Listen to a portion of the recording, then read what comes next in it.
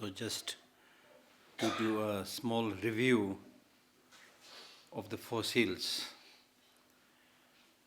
The first seal says anything that is conditioned is impermanent, which is true in the sense anything conditioned means anything that is produces by causes and conditions are impermanent. Is that clear? Anything that is produced by causes and conditions is impermanent because you are dependent on others' causes and conditions. You have, in that sense, you have no freedom. And especially in this context, when we talk about all conditioned things are impermanent, we are not just saying any kind of impermanence produced by causes and conditions, but here we are primarily talking about an impermanent psychophysical aggregate, an impermanent self, which is produced by causes and conditions which are none other than destructive emotions and contaminated actions. Duji thamje dungye se duji thamje medawa se ngazu ngarang su ge lu dang su dang khangza medawa chaye dikora medawa se tegas medawa se gomarda tanda ngazu medawa de gyu le da nyomong bol tene chungsha jo insa ta gange chenyang gre se gore tene insa tejer medal le dungye. Therefore there is a statement saying, therefore from impermanence you understand suffering, meaning that your impermanent nature is such that it is a product of contaminated actions and afflictive emotions. Therefore, it is suffering. See what Chaksumadi? Therefore, it is suffering. Just to give an example. For example, if you develop very strong anger, will you be happy or will you suffer? Suffering, not this. There is nobody who right in the morning makes a motivation saying, I'll get angry. Is there anybody who makes a motivation right in the morning saying, I'll get angry? No. Because you have some idea, anger is not good. But however, in the course of the day, when you work with people, especially with annoying, strange, disturbing people, then you get angry. And sometimes so much so that you pick a fight with that person. But then again, in the end of the day, when you recollect what you've done, again there will be nobody who will say that today I was angry, fought with somebody, so I really enjoyed the day. Mandugadi. So that's what he's saying. Impermanent nature produced by negative emotions and contaminated actions are liable to suffering. Sickness, aging, death, whatever, all kinds of sufferings are possible because the cause by which you are produced is unhealthy, negative actions. In a way, it is saying, therefore, you should not engage in negative actions. Therefore, you should not cultivate negative emotions because if you do so, you will suffer. 100% guaranteed. Many a times we think that I got angry and said something, so I did my job, This fellow was always bullying me, but today I really challenged him. I was angry and I said the thing that I wanted to say. So then you feel you almost, won. But the true thing is that you are upset, you are angry, you are blind. When you get angry, you become blind. So therefore, now here what is really important is you need to sit down, not just reading the book, use your brain, common sense, and count the names of all these so-called negative emotions. Anger, for example. We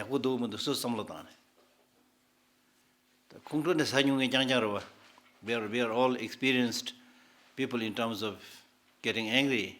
We get angry frequently. What did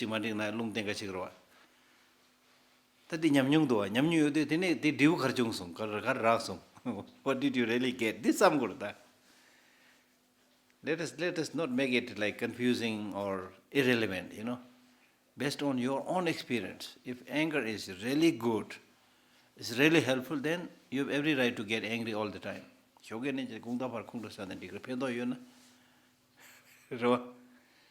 This is that.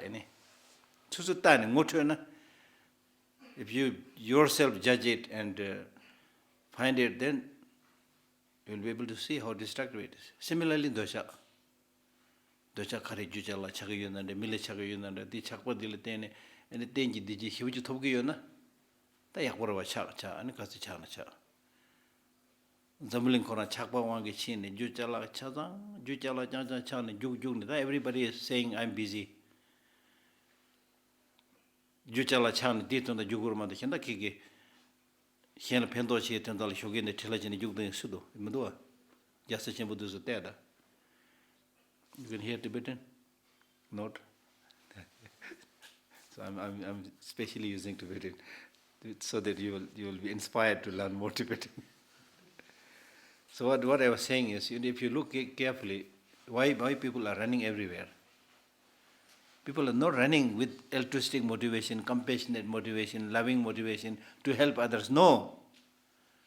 There may be few stray cases, but generally not. People are running for what? For a job, for work, for money. And why they run for money and job? Because of desire. I want this, I need this, for that I need money.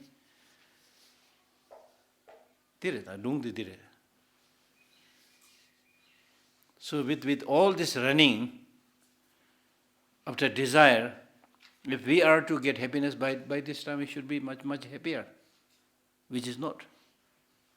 With all the scientific technological inventions, we can travel from one country to another country within few hours. Speed increased.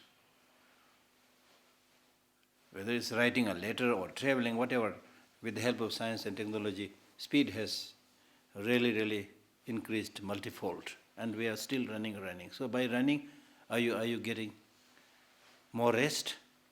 Are you happier? I don't think so. And running for what, in fact? So many of the things that you want to achieve in life, you will achieve not just by running, but sitting and exploring within yourself. That is what Buddha did. And not only Buddha, all the great inventions that we are enjoying today, benefit of which is we are enjoying today, are done by people who started thinking, who did research. And unfortunately, many times it is external research, related to external things.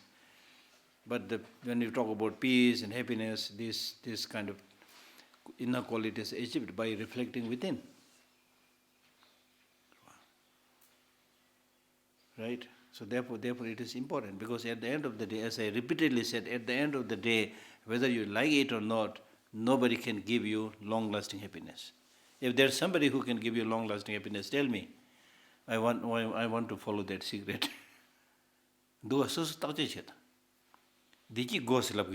Everybody wants happiness. There's no question about that. Everybody wants peace, and especially long-lasting peace and happiness. So who is going to give you? Will God give you? Forget about God. God, we have no idea also. Even Buddha, we have not much idea. We are Buddhists, we should have more idea, but we don't have much idea. And Buddha himself clearly said, I cannot give you nirvana. I cannot give you peace. I can only show you the path you need to practice.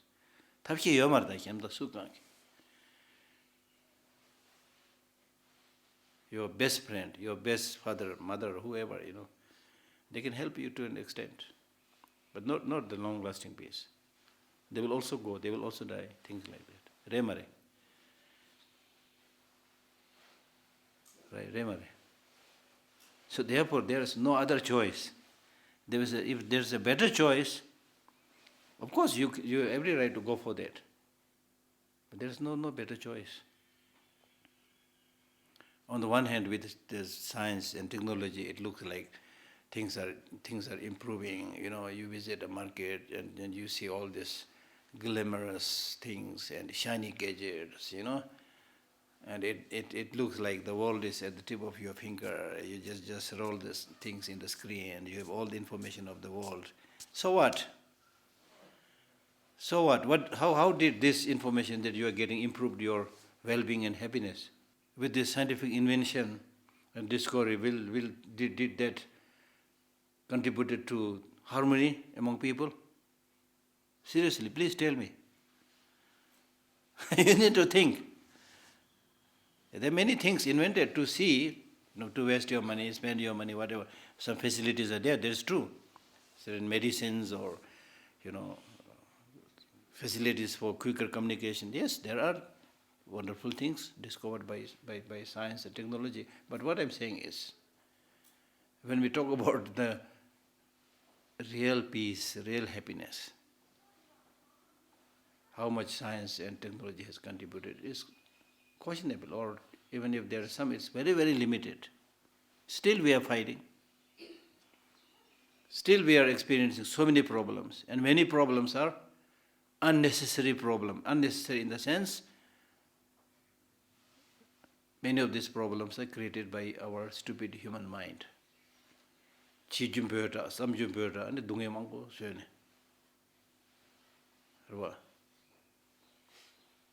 And now we are hearing all kind of diseases which we've never heard before.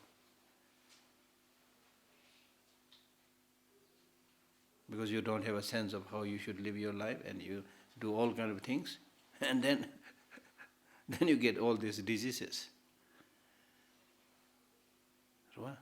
So therefore, but I'm not trying to give you a bleak picture. What I'm saying is, this is a truth, this is a bitter truth. But I'm not saying there is no solution. There is solution. Provided if we change our way of thinking, our way of life, if we become more compassionate, more loving, things can change. There will be dramatic change. There will be dramatic change. Right?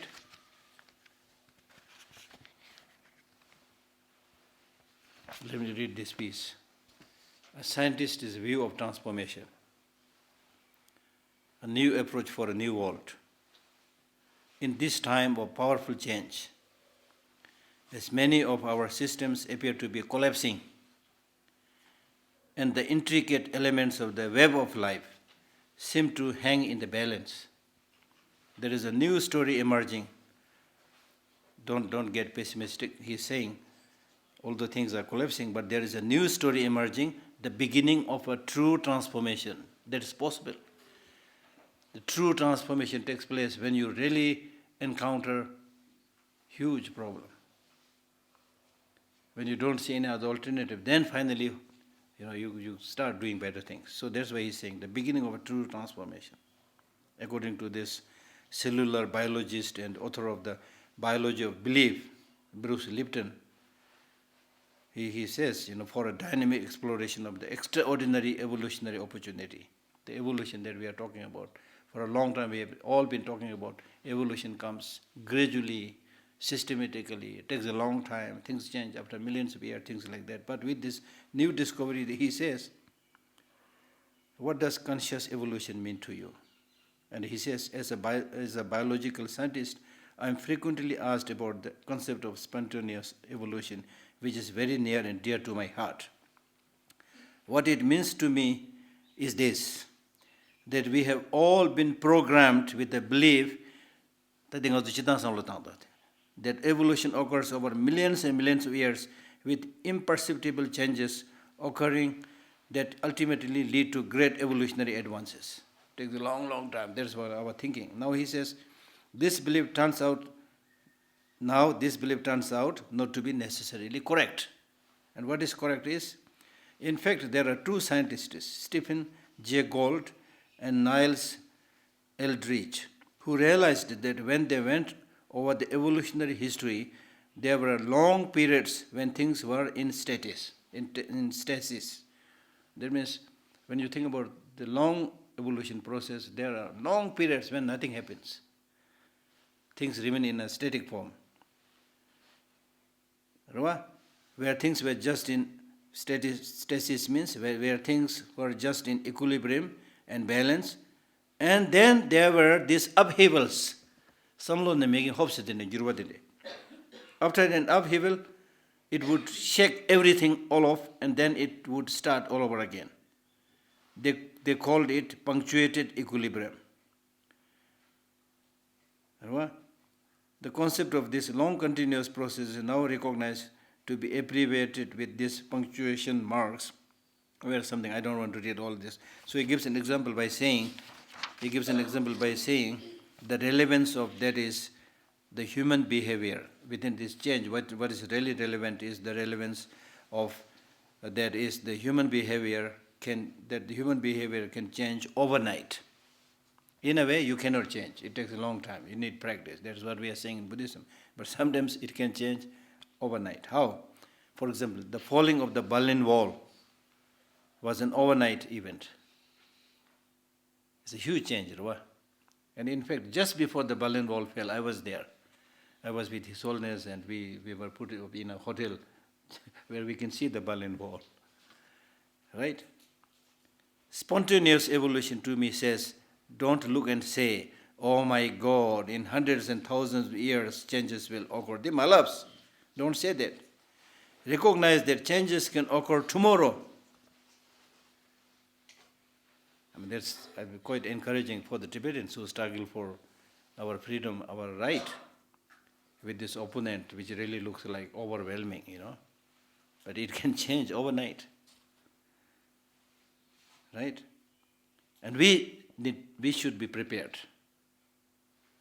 to seize that moment when changes take place. So the changes will happen, but the real question is, are we prepared to seize that moment and take our rightful place? That is the point. And that these changes in our world, because of our global interconnection with each other, really reflect to us that evolution can take place in hours on our planet. This is really wonderful because it gives us great hope that we can make vast changes and survive through the crisis, through the crisis we have created. Just one small example based on scientific finding. Anyway, without beating about the bush, let us come to the topic. So, the first two cells, more or less, you have understood. All conditioned things impermanent, that primarily refers in this context to our psychophysical aggregate, which is impermanent due to the unfortunate causes of negative emotions and polluted actions. Therefore, we are suffering.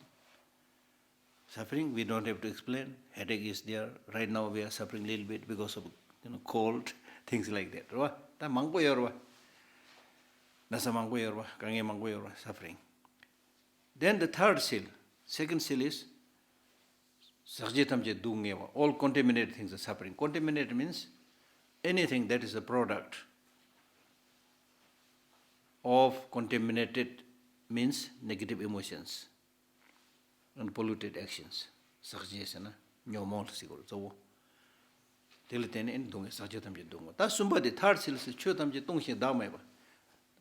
seal says, therefore, there is all phenomena are selfless and empty. Selfless and empty means, now this is a philosophical viewpoint which can be explained in accordance with all the four Buddhist schools of thought, but primarily it is saying that normally when you think about yourself, you call yourself I or me. So where is this I? Now this is the topic we are discussing now. Where is this I? Ordinarily we think that the I is there from its own side, independently, self-supporting, substantially existent from its own side.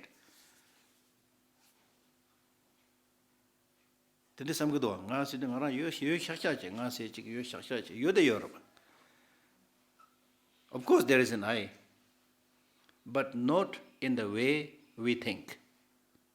That's the point. I'm not saying, the Buddhist teachings are not saying there is no I, there is I. But when we say selfless, we are saying there is no I which you think, the way you think. The way we think about I is an I existing from its own side, without dependent on causes and conditions, without dependent on names and designations, permanent, unchanging. Is there such a self? No. Even if you look at your own body, it has changed so much during the last many years. If you compare your photo today with the photo when you were like 3-month baby, it's difficult to recognize. It's beyond recognition. But the same continuity, same person, as we normally say. Conventionally, we say this is the same person. But from the ultimate point of view, if you think the continuity is there, but because of that, if you think there is an I which is unchanging, concrete, absolute, existing from its side, then you are wrong. This concept, this wrong idea must be negated. Why? Because when you think you are something that has independent existence, then you develop all these other negative emotions, anger, jealousy, hatred. I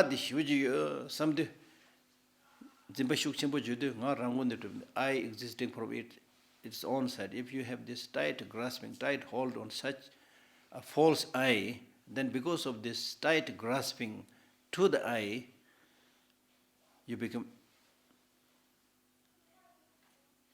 nasty. You become negative. And for this I, which you thought is absolute, you need to fight with somebody. You need to develop attachment with somebody. There's an enemy to fight. There is a friend to look after, and things like that. And then you don't think about death, of course.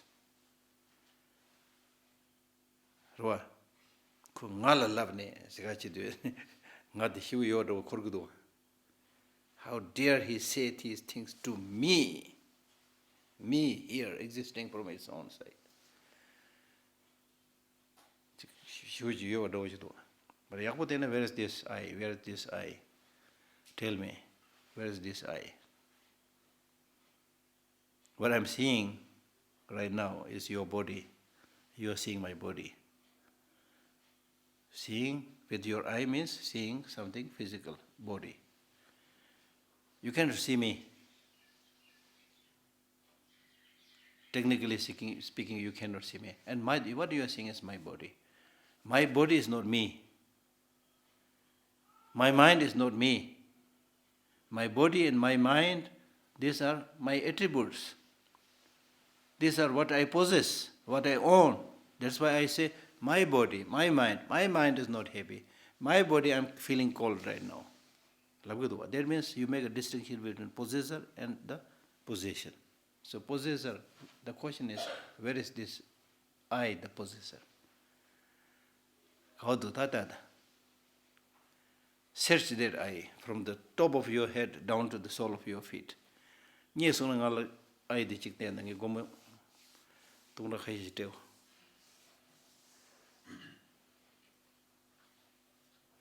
that I?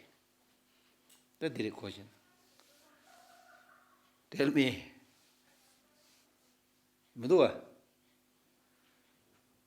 I'm not saying still. I don't know whether you will understand it or not. I mean, this is not easy. But try to understand this. This is very, very important. Very, very important. So not only I, anything existing, exists just through designation. For example, this microphone. Is this microphone? Reve? Is this microphone? Now if I say I will speak through the microphone, you will not get surprised. Because somebody give the name microphone, everybody agreed, yes, we can call it microphone, there is no disagreement. That's it. There is no microphone existing from its own side. That's my point. If right in the beginning, somebody, instead of giving the name microphone, if somebody had given the name elephant, that today if I say I'm now speaking through the elephant, you'll not laugh. Now if I say I'll speak through the elephant, you might say that Geshe Lhakdor is now gone crazy. But there's no microphone right from the beginning. Somebody give the name. The instrument is there, but it's dependent on the name, designation. Redu Madu. So there's the main point. Now, if this is difficult to understand, then what I'm saying is, how you perceive things is very much dependent upon how you want to see things. So your mind plays a huge role in determining your likes and dislikes. For example, I'll make this very, very clear, then you will get some sense. If you fancy somebody, you want to marry somebody, then because of your desire, attachment, and other conditions, you might see this person, wow, wonderful. I want to marry this person, so wonderful. It's you who is saying that. Not everybody will say that to this person.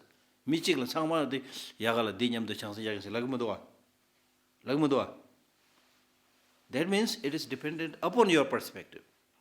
You see this person wonderful, another will say, oh, so. Third will say, horrible. Who is right, who is wrong? It's not so much about who is right, who is wrong. It's really about how you see things. When you see things in a positive limelight, you get benefit, you're happy. Oh, this is wonderful.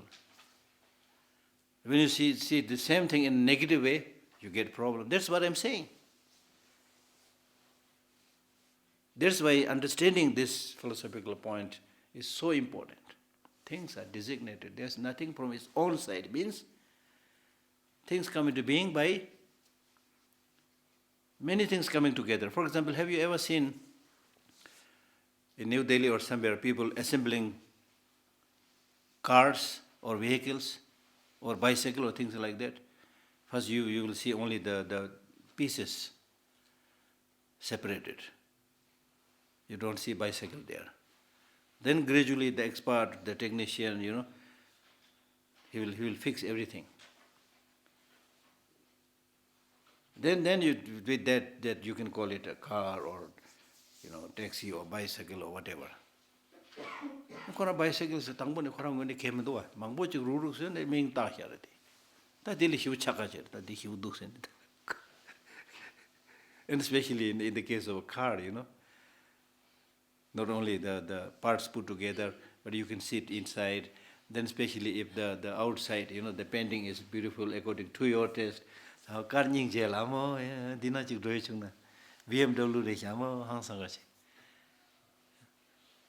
Car de madi gung lang to chala de thona kem do cha hyo da de jang ja yu khya da. Ta de ding ne chen je da hang sang do di re. It's like that. Things are like that. So I'm not saying there is nothing good, nothing bad. There are things which we say good, there are things which we say bad. We talk about you, we talk about me. I'm not saying this is not there. But what I'm saying is, these are based on conventional designations. There's not much substance there. There's not much essence there to run after these things. Because if you do that, you will get into problem. Now here you can recall you're going for shopping in a mall. When you go inside the mall, the people there, they've arranged things beautifully. Because they already know you will come to see the appearances. Lamsang go kodo re samde tadik che kyar page. Dikhyor ning jo. In the case of fruit juice, it's inside maybe like many months old, but outside it looks nice. Some flowers, some colors. Chilo ning jo sudwa. Oh, the gogor thang chit. Ngato gogor theu kyor. Then under that they put a label saying buy one free. Another way to fool you. We already hallucinated, but on top of that, they'll use all their tricks to draw you further into that quagmire of hallucination. So what I'm trying to say is that things are there, you can enjoy that, good things are there, bad things there, but not in the way we ordinarily think. If you understand that, then this will help you lessen your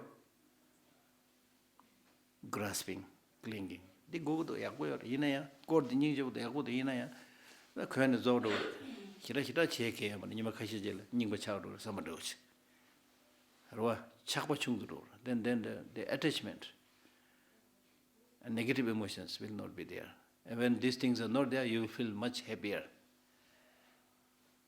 And when you have excessive grasping, then if you, for example, buy a new watch and you're very, very obsessed with it, then suddenly you misplace it and you lose it, you feel so sad.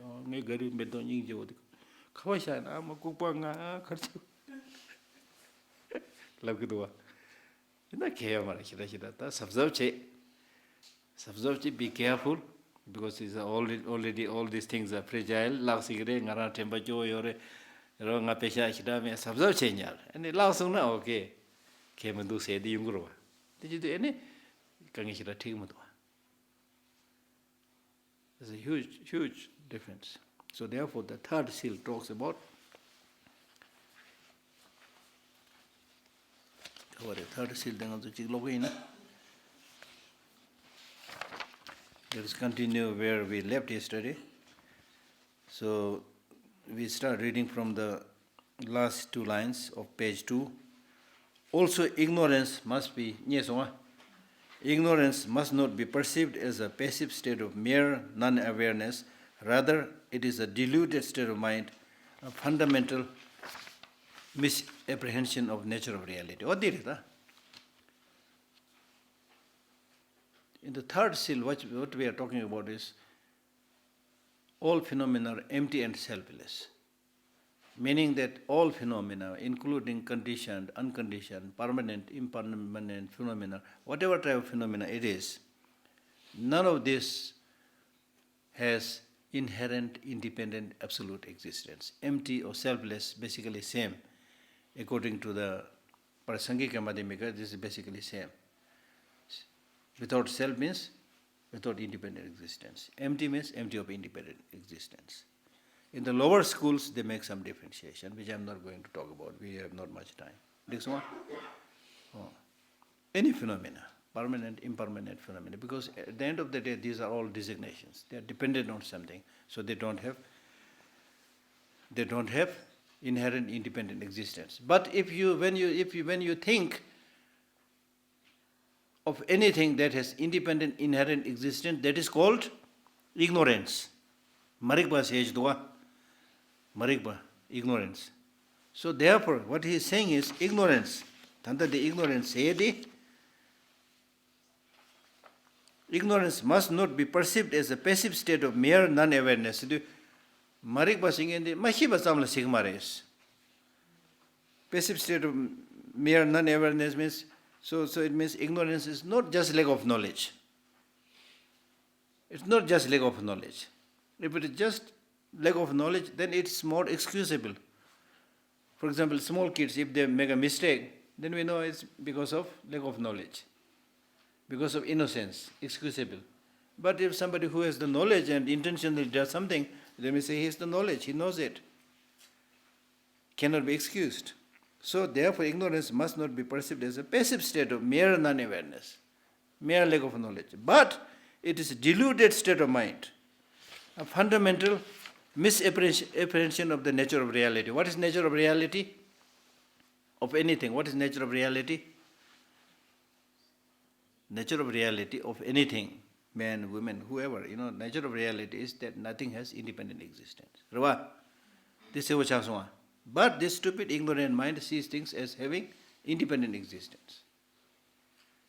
So it's not just lack of knowledge, but misconception of reality, and which is more dangerous. Machine but Savina Kayamar Ning, the Hejabshana Kushendo, Kelagmare. The machine but Tola, Logdose. Misconception union, Tigantandu, machine but Tigan Kora Jumsen Jatan, any the Duguyana, and the Pekakuya, Mikashi didn't do a Koran Dutan. Tano normes in the Dubjit in the king, then Pekakudua. What this word? That's dangerous. And this kind of misapprehension, misconception of reality comes through study, unfortunately. Lobjon Jang, the Lobjon Jang, the Akuja Jamana, Lokwaji, any Tidubjit, the Kiyum, and the Dictio Salam, the Pekakuyarata. What this word? That's dangerous. And this kind of misapprehension, misconception of reality comes through study, unfortunately. Lobjon Jang, the Lobjon Jang, the Akuja Jamana, Lokwaji, any Tidubjit, the Kiyum, and the Dictio Salam, the Pekakuyarata. This is clearly stated by various Indian masters such as Dharmakirti and Vasubandhu.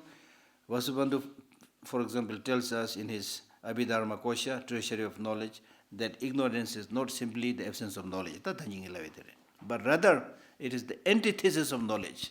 Now here when we say knowledge means knowledge of reality, that things don't have independent existence. This ignorance is being the antithesis of knowledge. It says things have independent existence.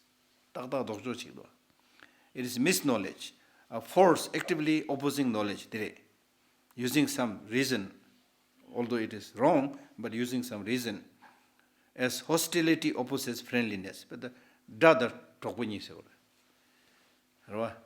Dada michigina ko chidna chambo mewa sa mayin bachene pajo de dana shi chutagi yona ene kol kadina ka bajab garo dina here and falsehood opposes truth. As long as beings are under the control of these forces of ignorance, then suffering will be there, and unsatisfactoriness will always remain integral parts of their mode of being.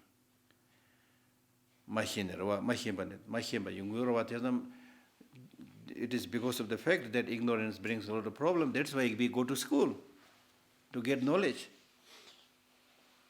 universities, or to attend Dharma teachings, to gain more knowledge about the reality. And it's through knowledge that we are able to invent and produce so many things. And especially if those productions are based on right motivation, then it can bring a lot of benefit to human beings. And we should not think that suffering or dukkha refers only to manifest. Now here, dukkha, suffering, is not referring only to manifest physical and mental sufferings, like on the level of emotion, or if you have a pain on the head and things like that. It's not talking just about that. It is extremely important that we remember that the underlying experience of discomfort and dissatisfaction are also dukkha. Deep down, it may be not the manifest one, but deep down there is an experience of discomfort and dissatisfaction, right? Then that's dukkha. And especially here, when we talk about achieving nirvana or liberation, we are talking about the conditioned suffering. The fact that your psychophysical aggregate itself is conditioned by negative emotions and contaminant actions, and therefore this psychophysical aggregate itself is susceptible to sufferings and problems. Our mind is very sensitive. If people say slightly, negative thing to you, you get so unhappy. Redomado. I give you an example, convincing example. For example, this is coronavirus. See this, this coronavirus. This is happening primarily in Wuhan, in China, and people are of course terrified there. And then few stray cases in some other countries. And then this has been made into such a big issue. And unnecessarily people are getting fear.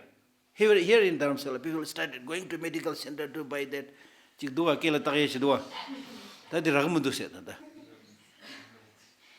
Fear manic.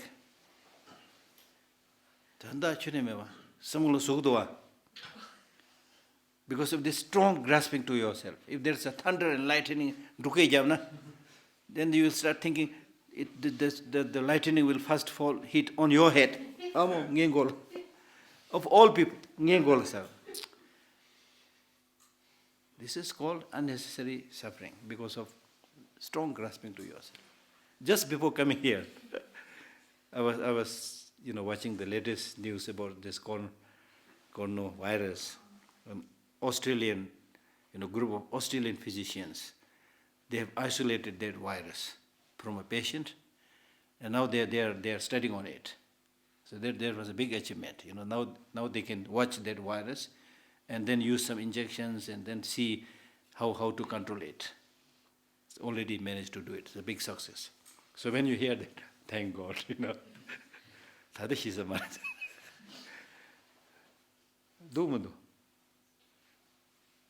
And the most important thing is not just this virus, In our daily life, you need to protect yourself, having a good sense of health,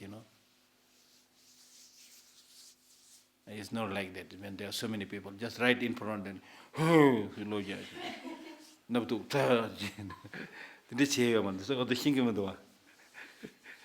Once, when I was translating for His Holiness, group of newcomers from Tibet came to see His Holiness. Many elderly people were there. So they were all listening with great faith to His Holiness. And then suddenly one very elderly person, in front of His Holiness, This is habit, So we need to change this kind of habit to protect ourselves. Sneeze, for example, Geshe Lhakdor.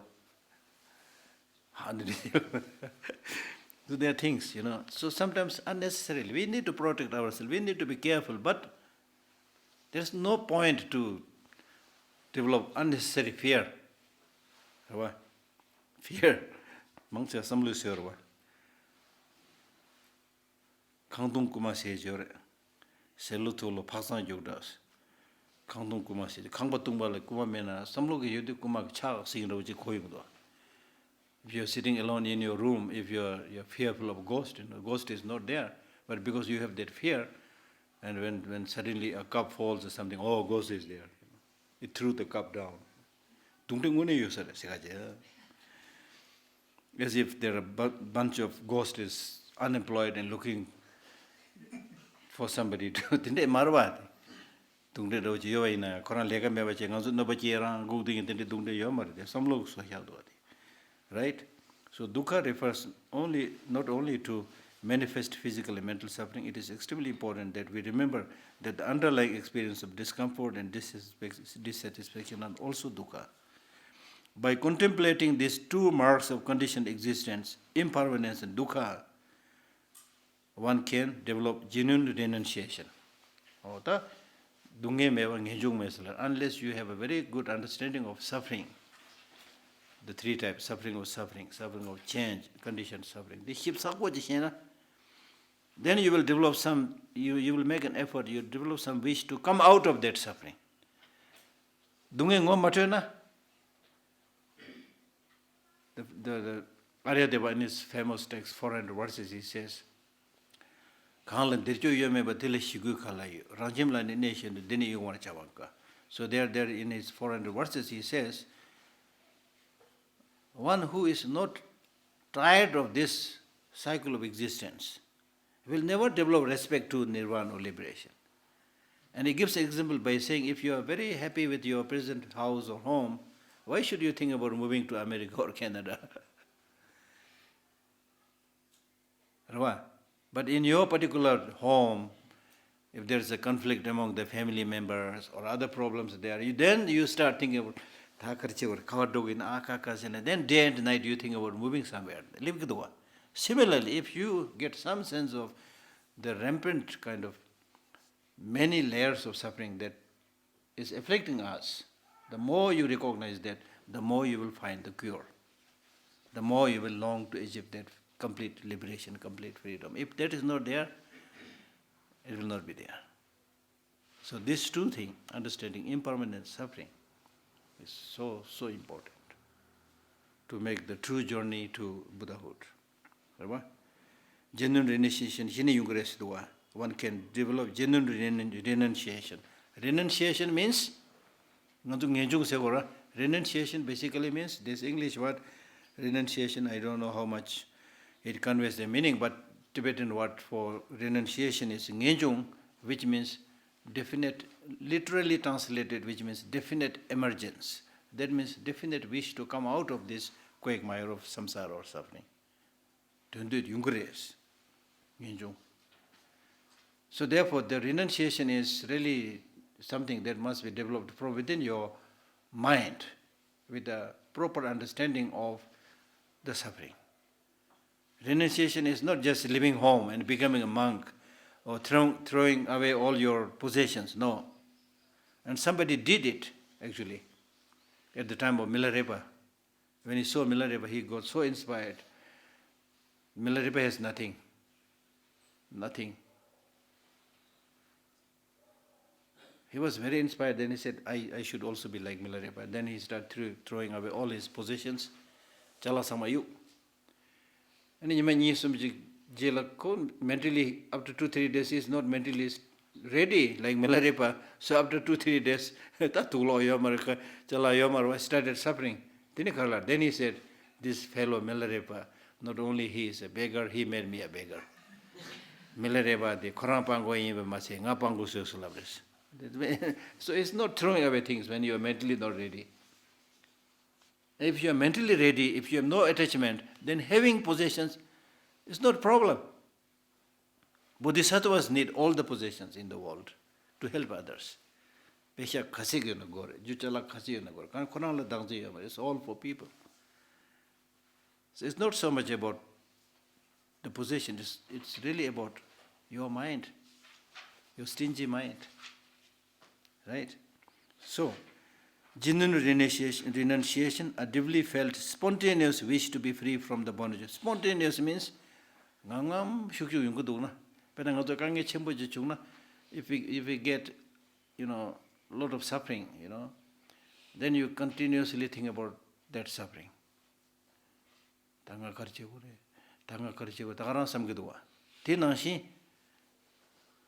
If you develop this longing to get away from samsara, day and night, effortlessly, continuously, then that is the measure that you have developed genuine renunciation.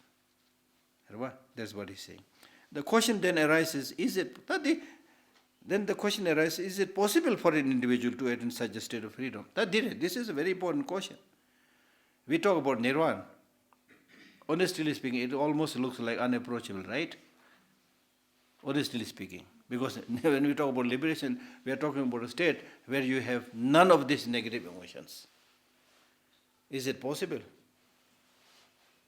Almost like impossible. And especially in today's science.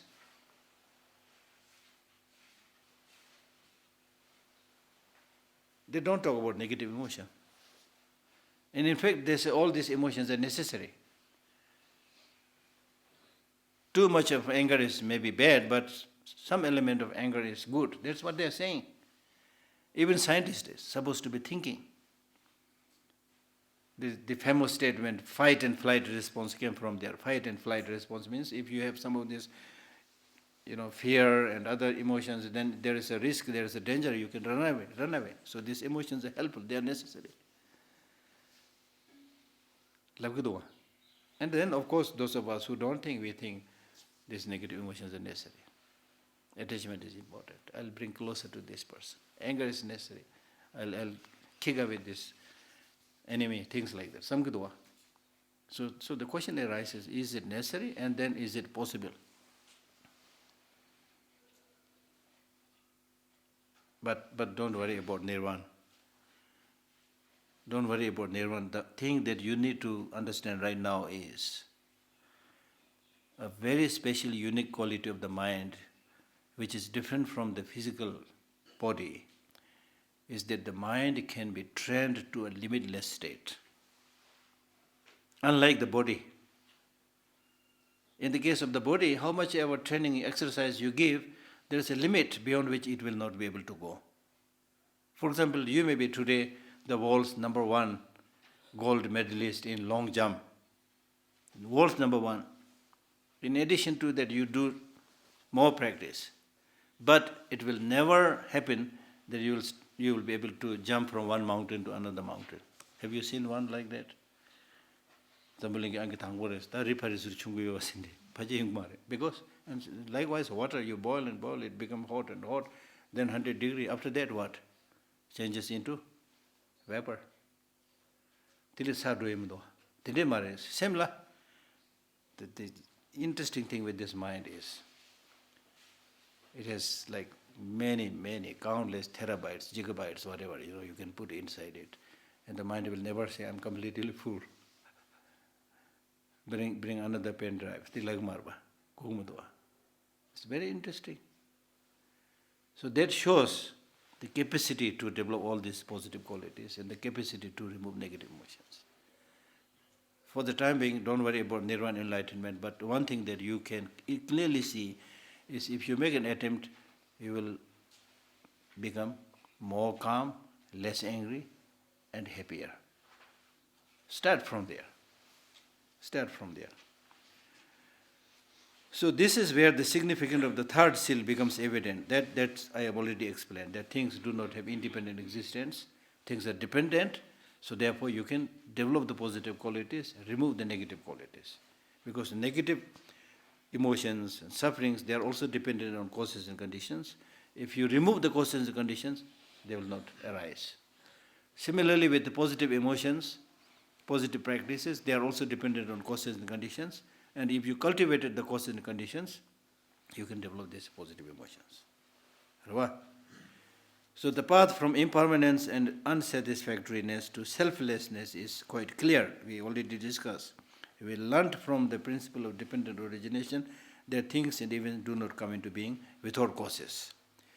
We also noted that suffering and unsatisfactory conditions are caused by our own delusions, not just by any cause, but our own delusions and contaminated actions induced by them.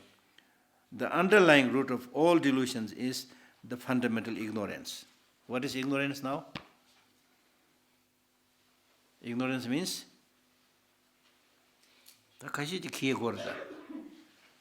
ignorance means seeing things as having the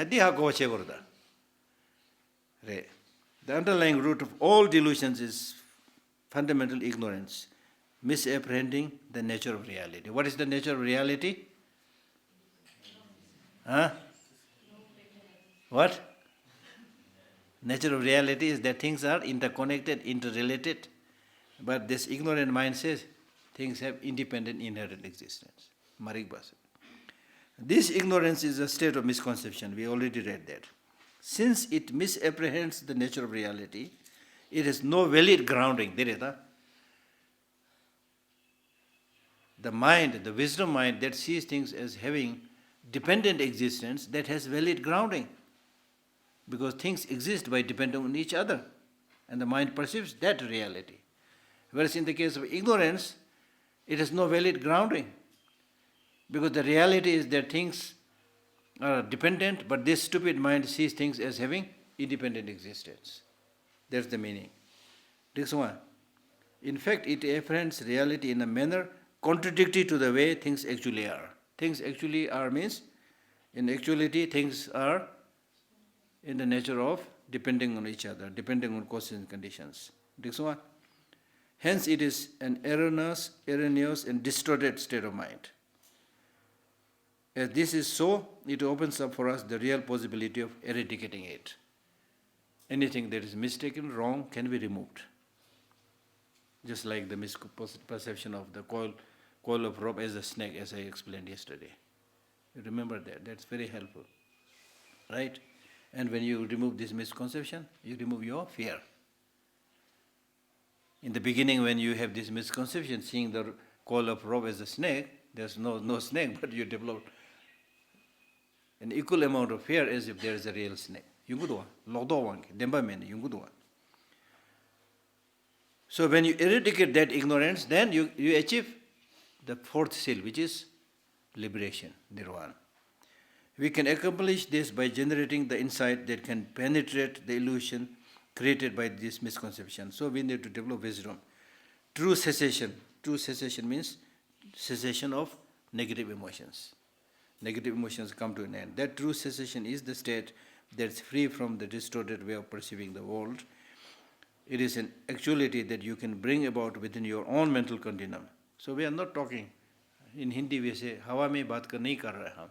This is something that you can actually achieve, that's what he's saying. It's not a mere ideal. The nature of cessation is true peace. Nirvana is peace. This is the fourth seal. Because this is a peace because you have removed all the negative emotions. It is these negative emotions that makes your life agitated, turbulent. Now you are turbulent free. You are peaceful. Hence, the fourth principle, nirvana is true peace, is also directly relevant to your practice.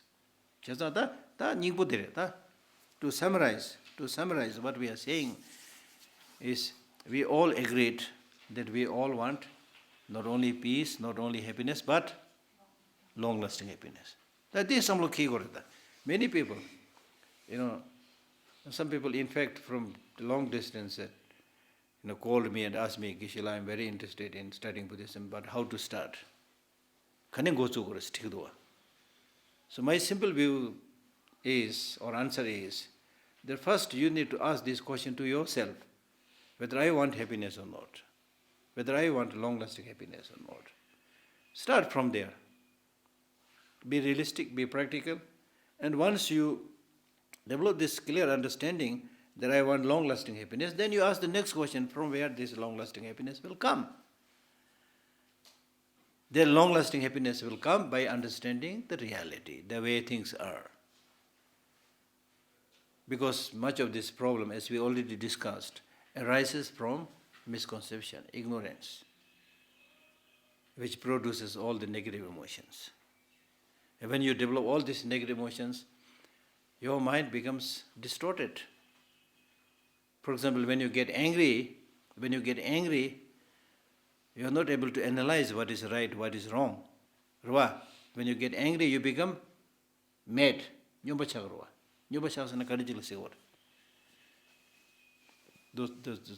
people who are called as mad, what is the definition? Why do we call them mad? We call those people mad because that person is unable to make a discrimination between what he is saying, what he is thinking.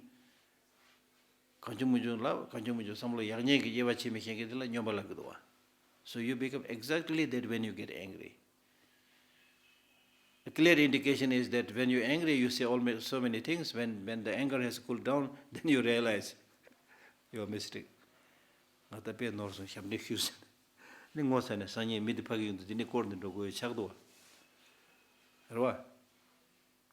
Similarly, attachment. All these negative emotions, when they arise, then it confuses your mind. It clouds your mind. You are not able to see the reality. And when you are not able to see the reality, you become a little bit of crazy, you become a little bit mad, and you make stupid decisions. And if you are somebody who is very fond of sweets, and if you don't take time to judge whether it's good for you, not good for you to eat too much sweet or not, just because of this temptation, if you don't analyze, don't think, just keep on eating, the next day you say,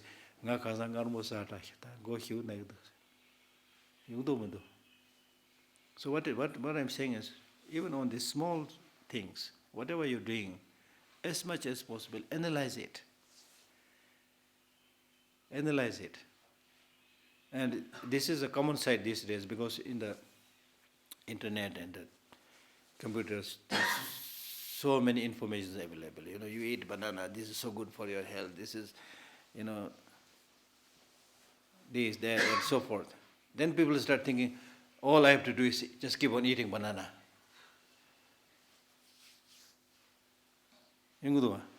Banana,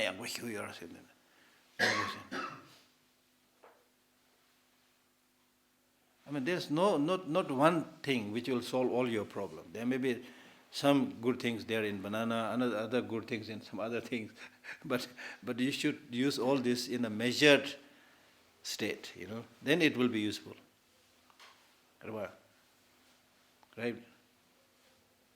Right?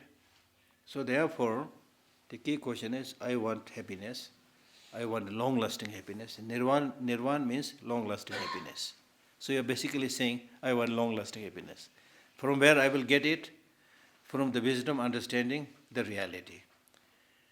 Why do I have to develop this wisdom, understanding emptiness or reality? Because I suffer because of not knowing the reality. That's the point. So these four seals are really, really important. I think I've just scratched the surface, and you need to spend more time, read more book, and then you'll get some sense. Not just difficult Buddhist books. Sometimes these days there are some easy to understand explanations also. Start from there and then go a little bit deeper, slowly. And the main thing that this text is saying is there is a gap between appearance and reality. There is a gap between appearance and reality. Appearances are deceptive.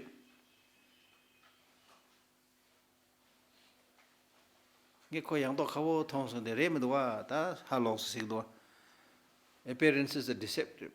Appearances are deceptive. Number one, appearances themselves are deceptive. And secondly, according to the brain science, the brain itself is deceptive. The brain makes stories.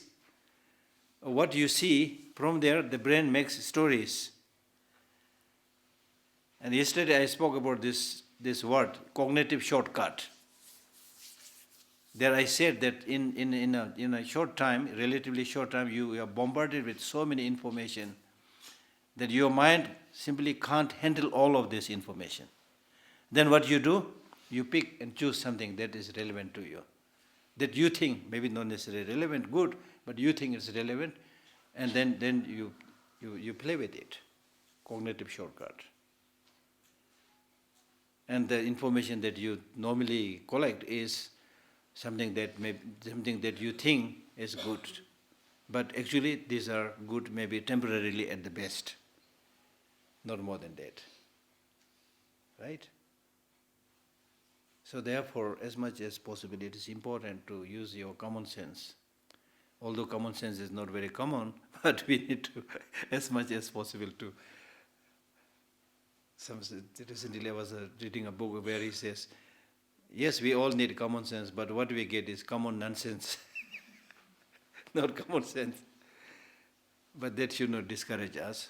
We should really take time, reflect, and read and think about some of these teachings. And if you really want to make your life meaningful. And then of course, when we talk about becoming happy or making our life meaningful, what is the way to make your life meaningful? What do you think is the way to make your life meaningful?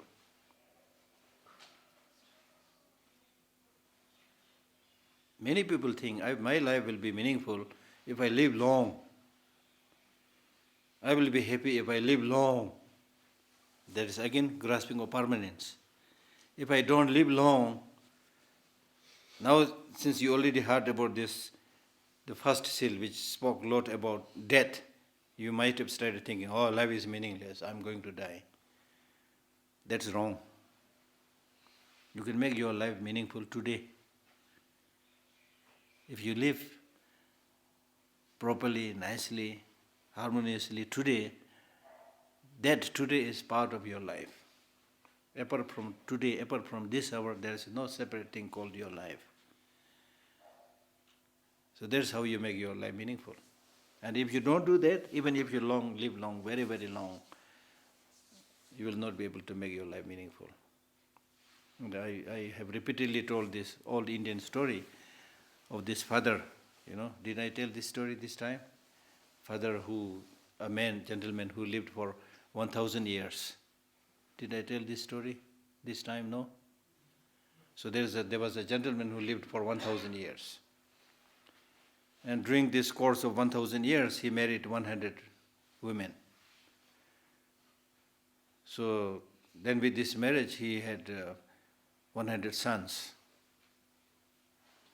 So when he was 1,000 years old, the Lord of the Death came, the messenger of the Lord of the Death came, and he said, you lived very long.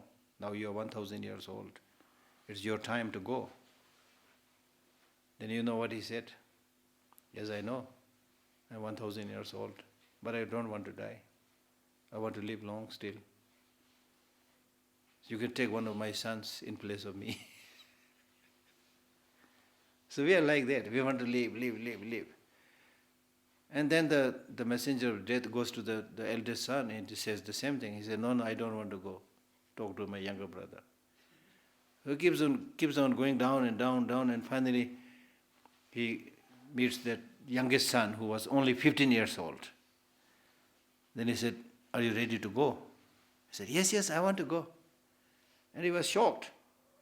How come that your father who lived 1,000 years, then all your elder sons, elder brothers, they lived so long, nobody wants to go. And why you are so excited?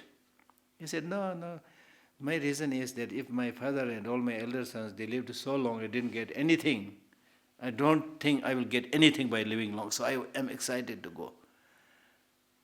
It's a very, very beautiful story. So the point is, it's not by living long, but it's living properly, nicely, each moment, each day, each hour, that you can make your life meaningful.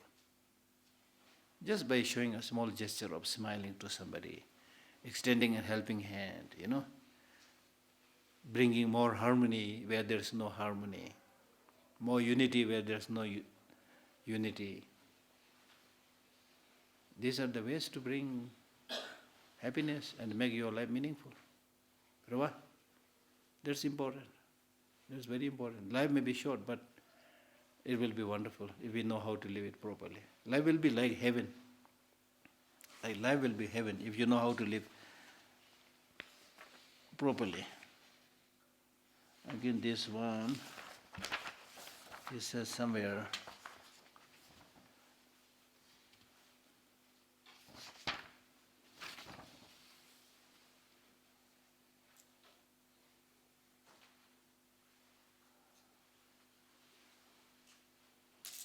I don't know whether I can find it, but he basically says,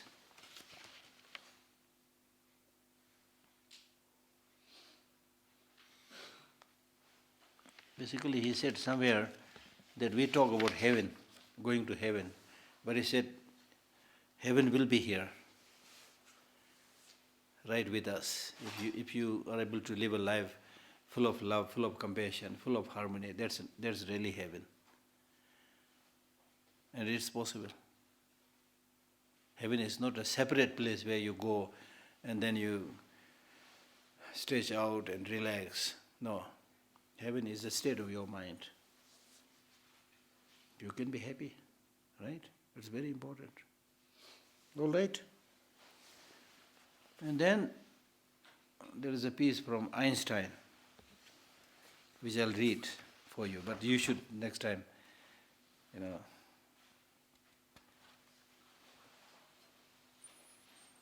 What I'm trying to do is use some of these Buddhist teachings related to the thoughts of some eminent scientists and philosophers of the world to make sense, right? So here, Albert Einstein on the interconnectedness of our fates and our mightiest counterforce against injustice. And he says there is a human right which is infrequently mentioned, but which seems to be destined to become very important. This is the right or the duty of the individual to abstain from cooperating in activities which he considers wrong or pernicious. It's important. Even if we are not able to go out in the thick of the problem and fight and challenge, but we should not be an accomplice of the wrongdoers. Gandhi spoke about non-cooperation. It's very important. And he says we must mend what has been torn apart. That's our job. Our job is not to divide, tear things apart, break things apart, which crazy people do all the time. Our job is we must mend what has been torn apart. What is falling, we must raise it up. Make justice imaginable again in a world so obviously unjust. Don't say everybody is unjust, therefore I should also join them. No. In fact, justice is needed where there is no justice. And give happiness a meaning once more. But that mending is patient, steadfast, often unglamorous work. It is the work of choosing, the real work is choosing kindness over fear. Again and again. Never get discouraged. Again and again. In the smallest of everyday ways. Those tiny triumphs of the human spirit which converge. If you do that, you'll get happiness. And I'm sure if you just try to recall, you all have this experience. And a small thing that I did once, which I can never forget, is when I was in Delhi, there was a little girl, maybe 6, 7 years old, with beggar, disabled here, with a little, hand. Whenever I see these little hands, people, boys and girls begging, I feel very sad. So this little hand, stretching out. I give 10 rupees. Imagine 10 rupees is nothing. And then they took that 10 rupee, and then I went on the other side of the road to go to some other place in a three-wheeler. So when I just rode in the three-wheeler, this little girl still standing there.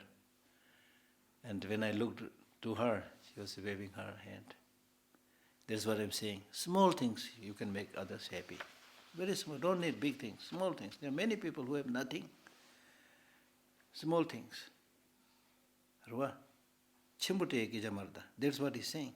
In the work of choosing kindness over fear, again and again, in the smallest of everyday ways, those tiny triumphs of human spirit which converge in the current of courage, that is the only force by which this world has ever changed. If you live in a society, live in a world where nobody shows kindness, what will you expect from them, There are so many people who had nobody to talk to, a lot of problems, I have so many stories like that. When I was working with His Holiness in his office, so very often, the office asked me to meet those people who come to see His Holiness because, all of these people can't see His Holiness. So they just throw me down and say, Geshe Lhakdor, go down and try to answer them or, take care of them. So once I went down, there was a black woman with her son, very young son. Then she started saying all her problems. I just listened. And then after that, when I started opening my mouth and started saying something, you know what she said? I don't need any answer from you.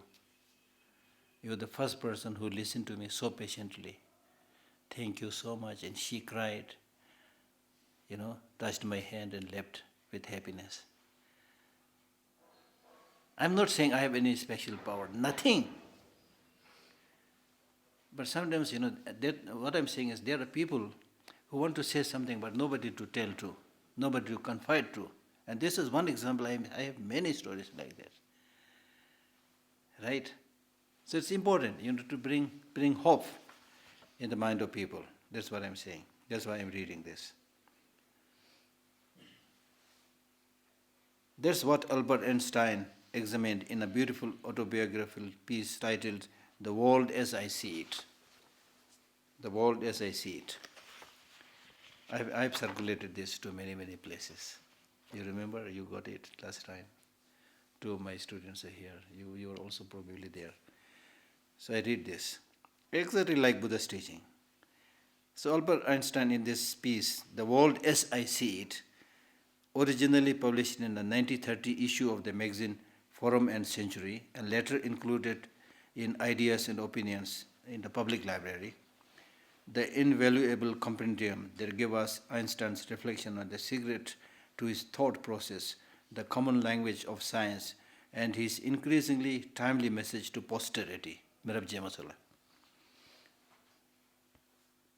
3 centuries after Newton popularized his famous standing on the shoulders of giants metaphor, Einstein writes, so this is what he's saying. So Einstein says, how strange is the lot of us mortals. How strange is the lot of us mortals. Each of us is here for a brief sojourn. For what purpose he knows not, though he sometimes thinks he senses it.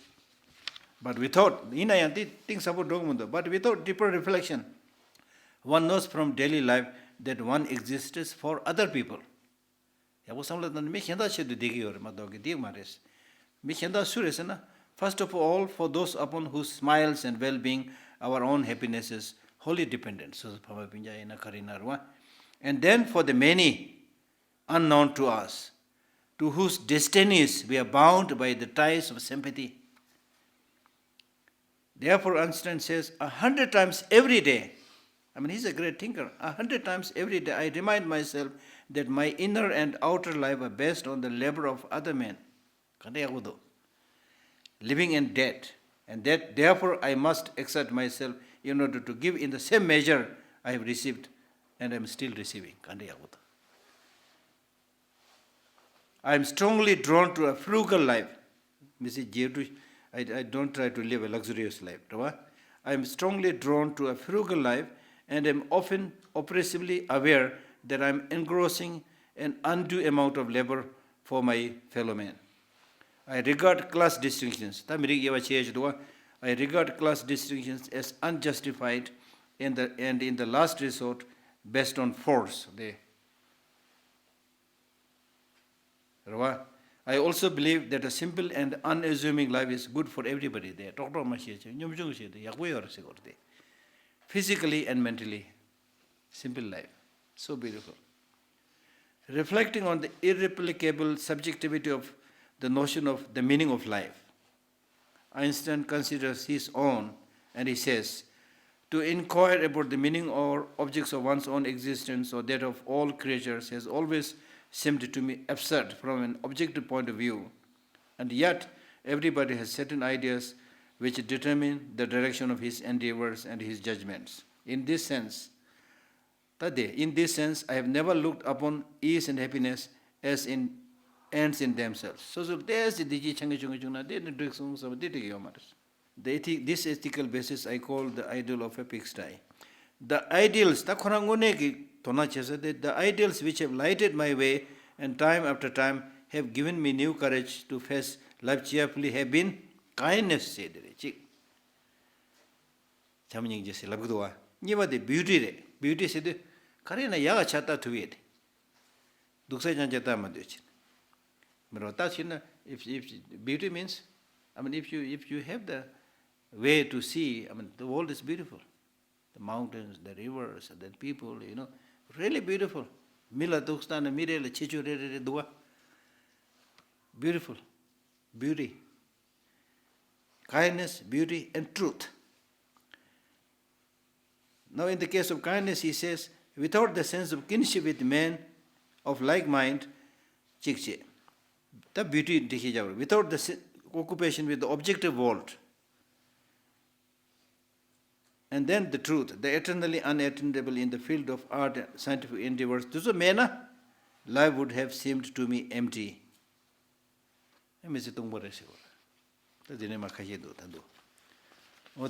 So what I'm trying to drive at is that the more and more you see the truth, the reality, then the more and more you will be able to appreciate beauty and your relation with other human beings and the need to take your part and responsibility to make this life or make this world a better place to live in. Right? Tujise, thank you. Chanjo semjo rembo che ma che ba nam che jor chi che ba nyam ba me ba yang kong ne kong do phe wara sho. Pama semjen tham che de dan den jor chi ngen do tham che da do pon wa da chanjo semba kan no su jo te da kun je molam do jor chi. Oh ya tujise.